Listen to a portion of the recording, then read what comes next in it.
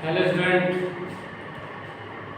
आज हम अपना थर्ड चैप्टर करेंगे ट्वेल्थ क्लास का, जो कि है हमारा मैट्रिक्स। ठीक है, मैट्रिक्स है। तो सबसे पहले मैट्रिक्स क्या होता है, मैट्रिक्स के बारे में जानेंगे। ठीक है, मैं तुम्हें एग्जांपल समझाता हूँ। लेट ये मान लो कि अगर मैं ये लिखूँ कि लेट दीपक हैज 50 नोटबुक्स। ठीक है, अगर मुझे इसको लिखना हो तो मैं सिंपल लिखूंगा ऐसे, दीपक हैज 50 नोटबुक्स। मैं ये अगर मैं इसी को ऐसे लिख देता हूँ ब्रैकेट में, ठीक है, ब्रैकेट के अंदर। तो अगर मैं ये एक्सप्रेस करूँ, अगर ये मान के चलूँ कि ये दीपक के ही नोटबुक को डिनोट करता है। जो 15 है वो क्या है, 50 नोटबुक्स है जो कि दीपक के पास है। ये ऐसा हो गया। मान लीजिए दीपक है 50 नोटबुक एंड 6 पेन। तो अगर मैं इस चीज को डिनोट कर रहा हूँ एंड 6 पेन, ये तो इसको हम एक वे में और लिख सकते हैं लाइक दिस 50 और 6, जिसमें ये वाला जो होगा ये नोटबुक को रिप्रेजेंट करेगा एंड ये पेन को रिप्रेजेंट करेगा।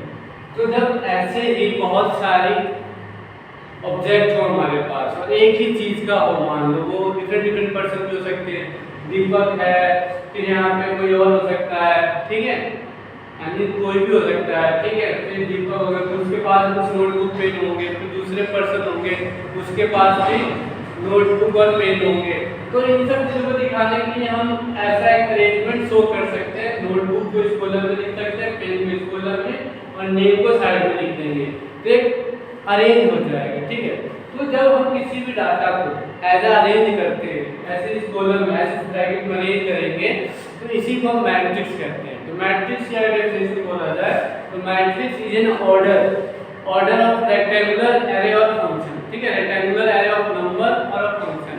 किसी भी रेक्टेंगुलर फंक्शन, मतलब रेक्टेंगुलर नंबर का फंक्शन हो या मतलब जब हम उसको रेक्टेंगुलर रूप में अरेंज करेंगे तो हम उसे मैट्रिक्स कहेंगे। लाइक ये रेक्टेंगुलर हो गया, मान लो इसमें दीपक की जगह कोई और ले लेते हैं, लाइक मैं एक नाम लिखता हूँ शिवानी। तो ये है शिवानी है 10 नोटबुक्स एंड 10 पेन्स।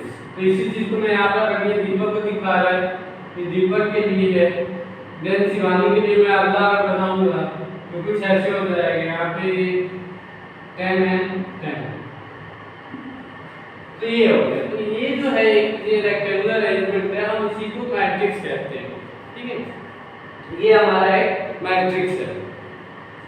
अब हमें मैट्रिक्स में सबसे पहले अगर मैट्रिक्स की बात करें तो मैट्रिक्स में हमें क्या क्या करना है, मैट्रिक्स की कुछ डेफिनेशन होती है वो भी करेंगे हम। पहले मैं तुम्हें यहाँ पे इंट्रोडक्शन बता रहा हूँ कि क्या है मैट्रिक्स, क्या करेंगे क्या नहीं करना है, उसके बाद हम समझेंगे। जैसे ये मैट्रिक्स हुआ, मान लो ये मैं एक और मैट्रिक्स लेता हूँ, ये तो तुमने समझ लिया कि what is a matrix, matrix क्या होता है, मैट्रिक्स को कैसे रिप्रेजेंट करते हैं। तो मैट्रिक्स का इसीलिए यूज किया जाता है। ठीक है, किसी भी चीज में अगर एक से अधिक चीजें हैं उसको एक साथ अरेंज करना है तो जो रेक्टेंगुलर बॉक्स में उसको अरेंज करके मैट्रिक्स के रूप में शो कर सकते हैं। तो अब अगर बात करें मैट्रिक्स में क्या क्या चीजें निकालनी है, कैसे निकालनी है, तो मैं एक मैट्रिक्स लेता हूँ, फॉर एग्जांपल ये लेता हूँ, इसमें मैं एक बड़ी मैट्रिक्स लूंगा तुम्हें समझाने के लिए। ये मैंने एक मैट्रिक्स ले ली है। ठीक है, तो मैट्रिक्स में तो हमें 3-4 चीजें जाननी है। सबसे पहला तो मैट्रिक्स का ऑर्डर क्या है, फर्स्ट ऑर्डर। ठीक है, ऑर्डर हो गया। वैसे ऑर्डर जानने के बाद ही हम फिर एलिमेंट्स की पोजीशन कैसे पता करते हैं, एलिमेंट पोजीशन। ठीक है, फिर नंबर ऑफ एलिमेंट्स तो ऐसे काउंट कर सकते हैं। चलो अभी हम पहले ऑर्डर की बात करते हैं। ठीक है, ऑर्डर रो और कॉलम भी होते हैं इसमें, what is row, what is column. तो हम रो, जो ये हमने अगर मैं बात करूँ हॉरिजॉन्टल लाइन में हमारी ऐसे ये हमारी क्या है, ये हमारी रो है। ठीक है। ये first row, second row, third row, like way में जितने भी रो रहेंगे वो हो जाएंगे हमारे। इसको हम रो बोलते हैं।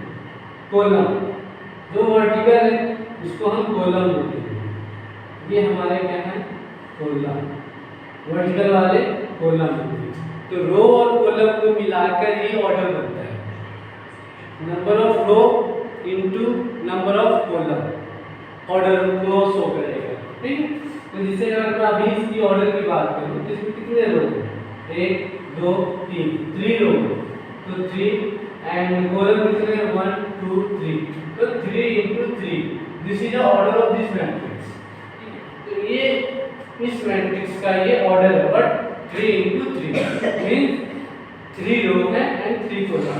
जो फर्स्ट नंबर होगा ऑलवेज रो को रिप्रेजेंट करता है एंड सेकंड नंबर जो होगा वो कॉलम को रिप्रेजेंट करता है। हम इसको अगर ऐसे लिखें तो m into n, where m is m for row and n for column। ये हमारे ऑर्डर हो गए। इसी मैट्रिक्स में जैसे अगर मान लो इस मैट्रिक्स की बात करते हैं तो इसमें इसका क्या ऑर्डर होगा बताओ, इसमें कितने रो है, first second, 2 row and 2 column. तो order of this matrix what, 2 by 2। ठीक है। अगर मैं इसकी बात करूं तो 1 रो 1 कॉलम, 1 into 1। ठीक है। अगर मैं 6 7 इसे लिख दूं, अब बताओ इसका क्या है, इसमें 1 रो है एंड 2 कॉलम है, तो 1 into 2 दिस समझ में आ गया होगा। Number of row into number of column ये किसे रिप्रेजेंट करेगा, ऑर्डर को रिप्रेजेंट करेगा। ठीक है। एंड अब मैं बात करूं कि अगर टोटल नंबर ऑफ एलिमेंट निकालो किसी भी मैट्रिक्स का ऑर्डर ऑलरेडी तुम्हें गिवन है, मान लो बोल दिया गया है find the number of element in the matrix of order 5 into 3। 5 into 3 में जितने भी एलिमेंट्स हैं, नंबर ऑफ एलिमेंट्स उसको बताओ, इसका जो इक्वल टू होगा दैट इज आंसर। ठीक है। 5 into 3 व्हाट, 15, तो दिस इज आवर आंसर। ठीक है। तो इस वे में हम नंबर ऑफ एलिमेंट फाइंड कर सकते हैं इसकी से मल्टीप्लाई करके। अब इसमें हम जब ये ऑर्डर लिखते हैं, अगर मैं इस किसी मैट्रिक्स की तुम्हें अगर एक जो फॉर्मेट होता है, एक फॉर्मेट बताऊं, ठीक है, तो वो क्या होता है, A11 A12 A13 this way में सो ऑन करके, A12 sorry A21 A22 A23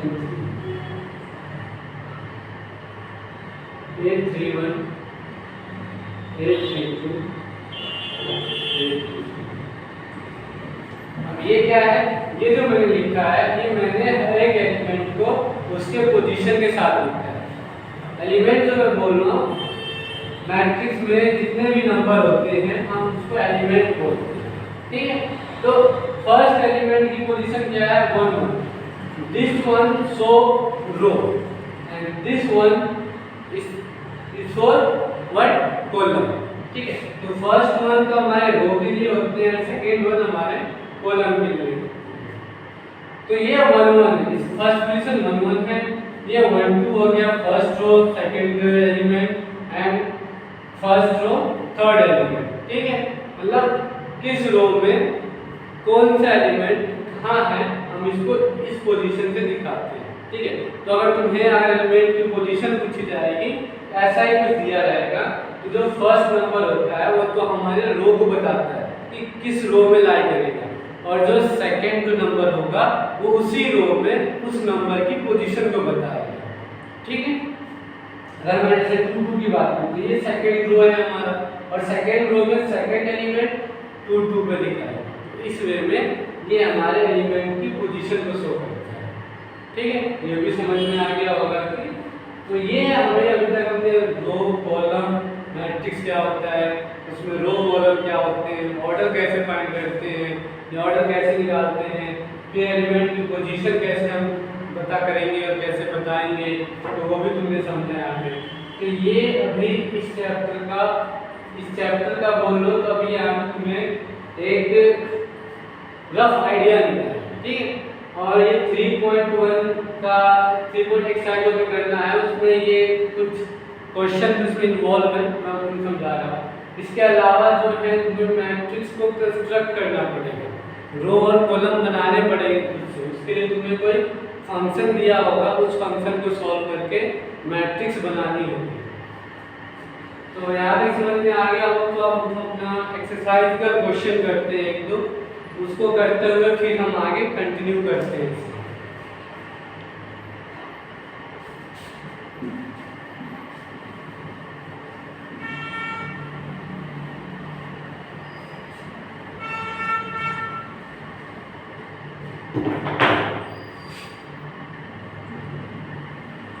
first question में हमारे पास एक मैट्रिक्स दिया हुआ है। मैट्रिक्स है 2 5 19 -7, then 35 -2,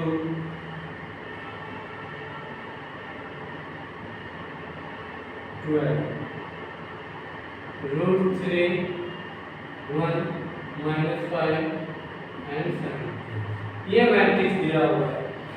फर्स्ट में पूछा है ऑर्डर, ठीक है, ऑर्डर बताना है हमें। सेकेंड में पूछा है नंबर ऑफ एलिमेंट्स,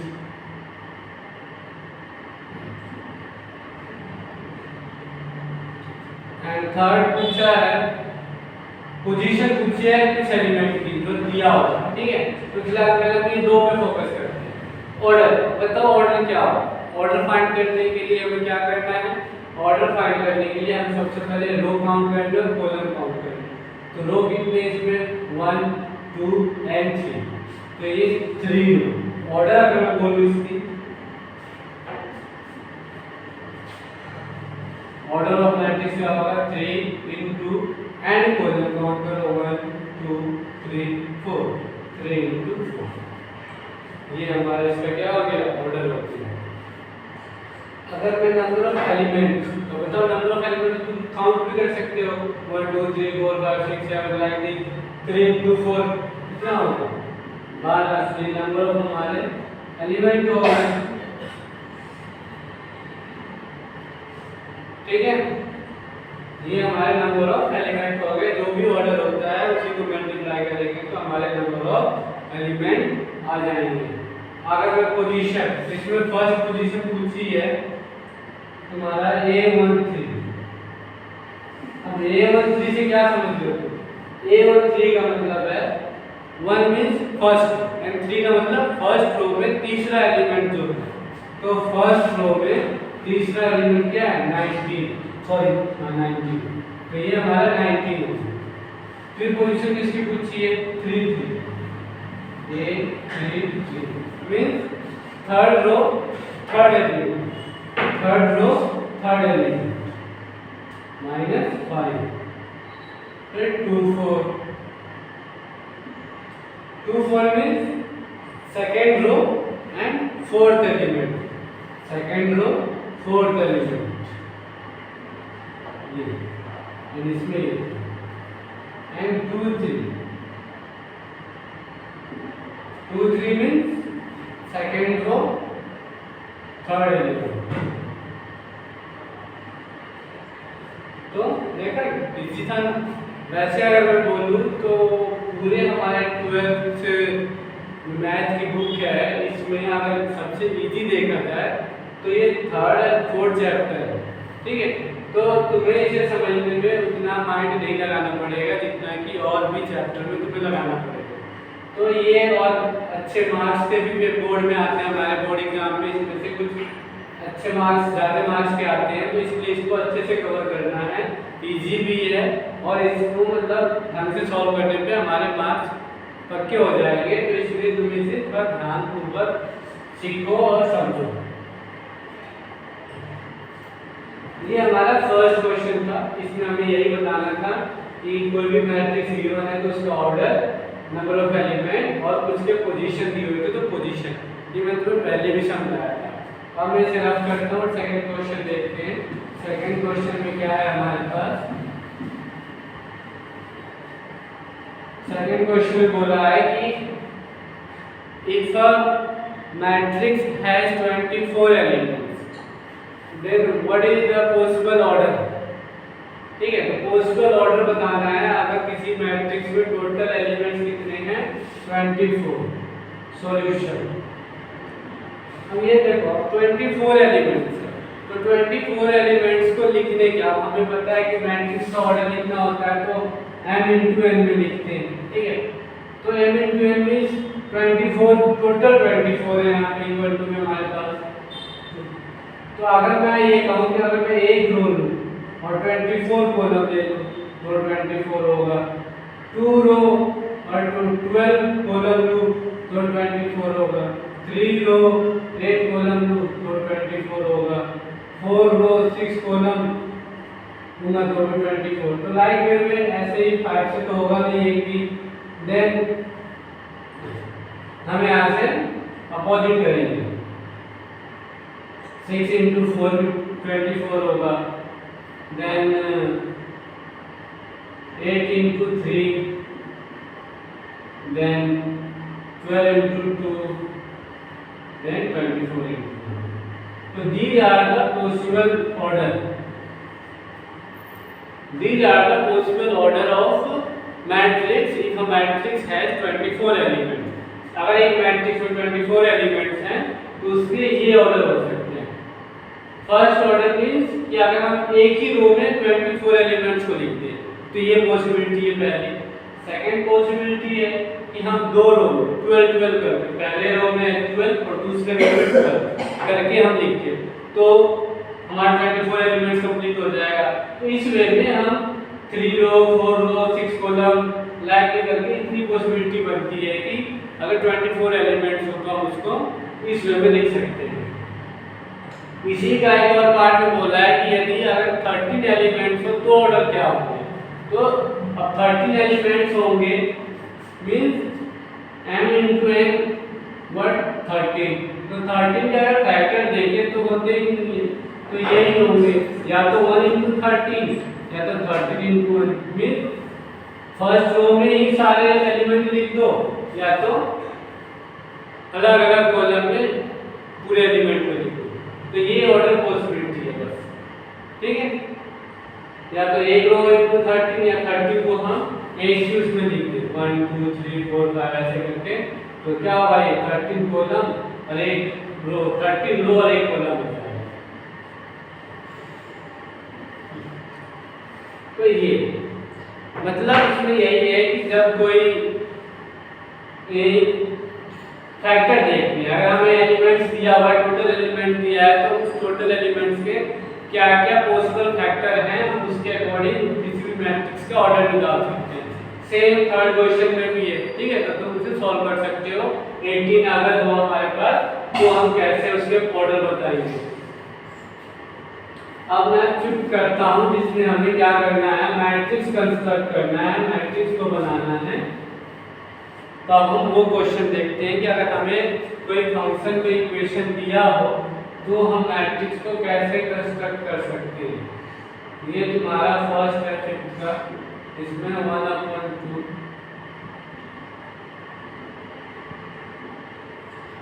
ये फंक्शन दिया हुआ है और मैं तो बता दूं ये i फॉर रो के लिए है और j फॉर पोजीशन के लिए। ठीक है, अगर मैं 1 1 लेता हूँ, i1 और j1 लेता हूँ मींस मैंने फर्स्ट रो का फर्स्ट एलिमेंट के लिए ये वाला बनाया है। फॉर एग्जांपल अगर मैं यहाँ पे अब मुझे और इसे बनाना कौन से ऑर्डर का है, 3 into 4 order, 3 into 4 means 3 row and 4 column. ठीक है, तो 1 2 3 तो फर्स्ट पोजीशन को शो करेगा 1 पे 1 एंड 1 पे 2 1 3 1 4 क्योंकि 4 कॉलम है हमारे पास। ठीक है, तो इसलिए तो अगर मैं 1 1 फाइंड करूं तो 1 1 means i equal to 1 and j equal to 1 plus 1।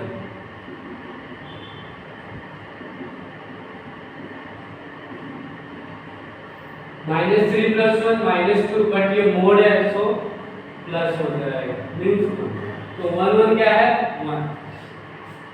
Same way में हम 1 2 निकालेंगे, 1 2 निकालेंगे तो इसके लिए क्या करेंगे, -3 into 1, I for 1 and J for 2, J के लिए 2 लेंगे तो -3 plus 2 -1 होगा, मोड है तो 1 then 1/2 1 2। सेम वे में 1 3 फाइंड करेंगे,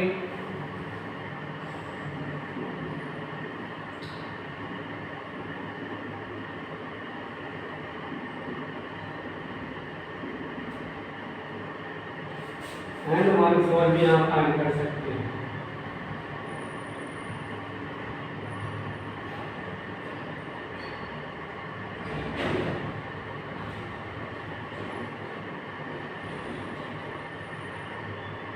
तो ये हमारे फर्स्ट रो के सारे एलिमेंट फाइंड हो गए, ठीक है। 1 1 अगर मैं मैट्रिक्स बनाऊं ऐसे करके तो फर्स्ट एलिमेंट हमारा 1 होगा, फर्स्ट रो, फिर फर्स्ट होगा, सेकंड एलिमेंट 1/2 होगा, थर्ड एलिमेंट 0 होगा एंड फोर्थ एलिमेंट 1/2 होगा। अब इसके सेम वे में हम दूसरे रो के लिए सारे एलिमेंट फाइंड करेंगे, ठीक है। अब हम इसी वे में सेकंड रो का भी फाइंड कर सकते हैं। सेकंड रो के लिए जैसे हमने फर्स्ट रो के लिए 1 1 लिया था तो सेकंड रो के लिए 2 1 लेंगे, सेम 2 2 लेंगे, फिर 2 3 एंड 2 4। इस वे में सेकंड रो के सारे एलिमेंट फाइंड कर सकते हैं। थर्ड रो के लिए यहाँ पे हमें 3 1 3 2 3 3 एंड 3 4 कंसीडर करना पड़ेगा, 3 4 कंसीडर करना पड़ेगा, निकाल लेंगे। तो इस वे में हम 3 into 4 का मैट्रिक्स बना सकते हैं। 3 into 4 means 3 row and 4 column, ठीक है, समझ में आया हो। ये हमारा अगर देखा जाए तो इसमें इसका हो गया ये कंप्लीट। फिफ्थ का सेकंड पार्ट भी है, उसको भी सेम वे में करना है, ठीक है। इसके अलावा जो इस चैप्टर में है तुम्हें ऐसे एक और तरह के क्वेश्चन है वो भी मैं बता देता हूँ, ऐसे ही बुक का क्वेश्चन छोड़ के वो तुम खुद कर सकते हो। जैसे मैं मैट्रिक्स लिखता हूँ 2 4 3 5 एंड यहाँ लिखता हूँ 2 + x 3 4 + y 5, ये लिखता हूँ। तो इसका क्या मतलब है, इसका मतलब ये है कि इक्वल है दोनों मैट्रिक्स। जब मैट्रिक्स इक्वल होते हैं तो उनके एलिमेंट भी इक्वल होते हैं, तो ये एलिमेंट इसके इक्वल होगा। अगर तो यहाँ से x और y फाइंड करना है तुम्हें तो तुम 2 + x को 2 के इक्वल करोगे तो x तो क्या होगा 2 - 2 दिस वे। तो जब भी मैट्रिक्स इक्वल होते हैं तो उनके सारे एलिमेंट भी इक्वल होते हैं। तो 4 + y 4 + y = 3, y = 3 - 2। तो ये हमारे ऐसे y और x फाइंड हो गए। तो ऐसे ही आगे क्वेश्चन, ठीक है। तो उसमें तुम्हें ज़्यादा प्रॉब्लम नहीं आना चाहिए, बस तुम्हें करना क्या होगा, ये तो वही 7th 8th वाले हो गए क्वेश्चन। बस तुम्हें इसमें यही ध्यान रखना है कि मैट्रिक्स का हर एक एलिमेंट, अगर दो मैट्रिक्स आपस में इक्वल है तो उसके हर एक एलिमेंट इक्वल होगा, ठीक है। तो अगर ये समझ में तुम्हें आ गया तो तुम आगे के क्वेश्चन भी इजीली कर सकते हो। अगर नहीं कर सकते तो तुम कमेंट बॉक्स में लिख देना, मैं भी नेक्स्ट वीडियो में इसको सॉल्व करवा दूंगा, ठीक है। तो आज हम अपना वीडियो यहीं खत्म करते हैं। तब तक वीडियो को शेयर करें, लाइक करें। Thank you.